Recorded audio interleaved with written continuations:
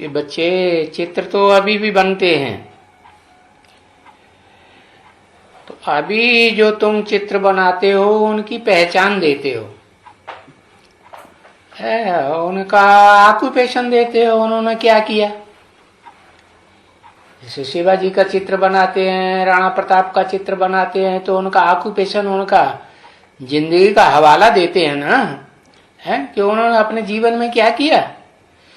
तो ऐसे ही तुम जो चित्र बनाते हो, हाँ, उन चित्रों की पहचान देते हो, अच्छी तरह से समझ जाए मनुष्य। बाकी उनको जो चित्र दिया है, सिर्फ त्रिमूर्ति शिव लिख दिया है। उसमें बाप ने क्या किया, धंधा क्या किया, त्रिमूर्ति साहब, त्रिमूर्ति बाप ने, वो तो कुछ भी नहीं जानते। शिव शंकर मिलाए देते हैं ना, है। तो जैसे कि उनका कुछ है ही नहीं पार्ट, किनका,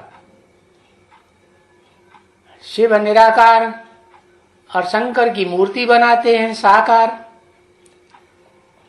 और दोनों को मिला के एक कर दिया कि एक ही आत्मा है। तो आत्मा भी निराकार शिव और शंकर भी निराकार शिव, तो फिर पार्ट कुछ रहा? आत्मा का तो कोई पार्ट होता ही नहीं।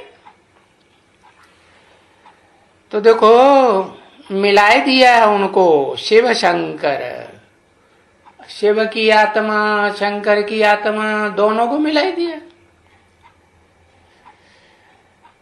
तो बाकी शंकर का कोई पार्ट नहीं है,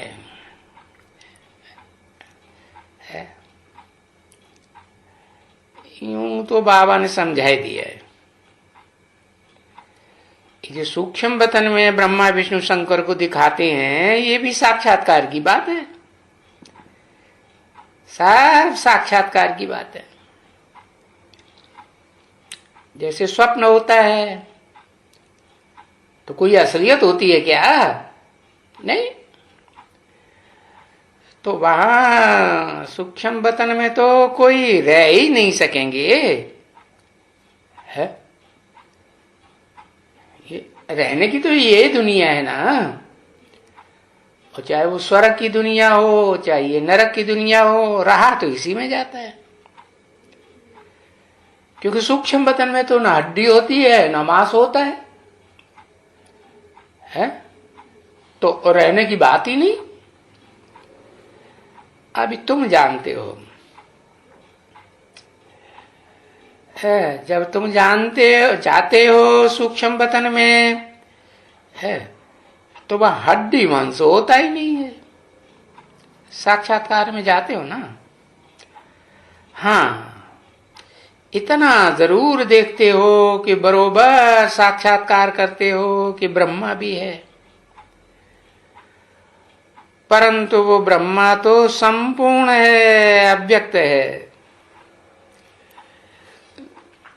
इन आंखों से व्यक्त नहीं, देखने में नहीं आता है। व्यक्त उसे कहा जाता है जो इन आंखों से देखने में आए।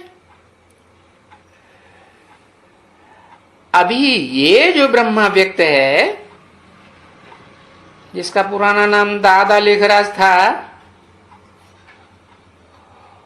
उनको अव्यक्त बनना है,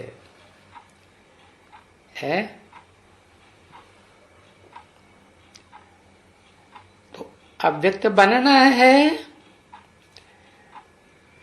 कैसे बनते हैं? है? शरीर छोड़ के बनते हैं कि बिना शरीर छोड़े भी बनते हैं? ब्रह्मा दादा लेखराज है, वो तो शरीर छोड़ के, स्थूल शरीर छोड़ के अव्यक्त बनते हैं।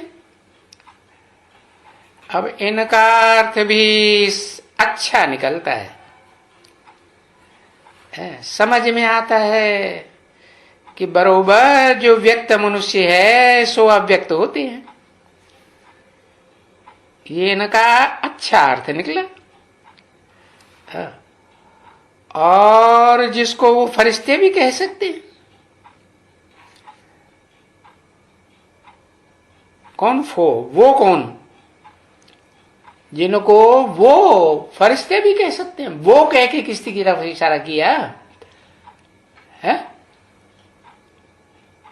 अरे वो कह के किसी की तरफ इशारा किया ना, नहीं पता चला है?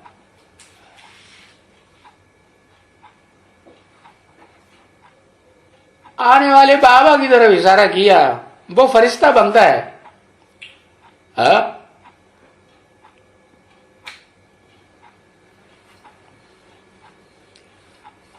इंस्पिरेटिव पार्टी की तरफ इशारा किया, फिर उनको क्यों कहा? उनको एक को कहा जाता है या दो को? दो से या दो से ज्यादा को कहा जाएगा? दो या दो से ज्यादा को कहा जाएगा।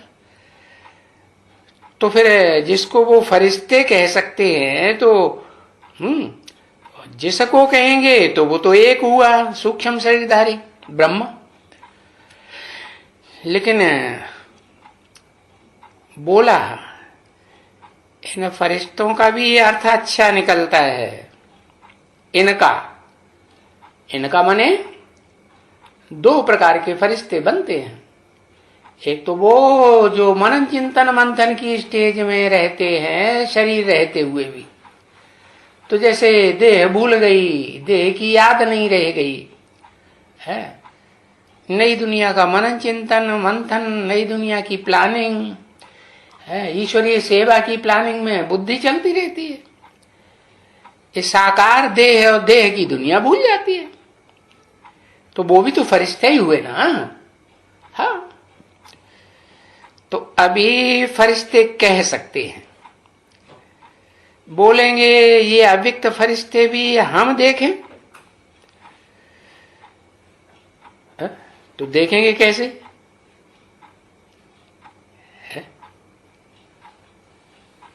वो जो स्थूल शरीर छोड़ करके सूक्ष्म वतनवासी बनते हैं, सूक्ष्म देह लेते हैं, उनको देखेंगे क्या? इन आंखों से देखेंगे? वो तो इन आंखों से दिखाई नहीं पड़ेंगे। कौन से देखे जा सकते हैं फरिश्ते जो इन आंखों से दिखाई पड़े?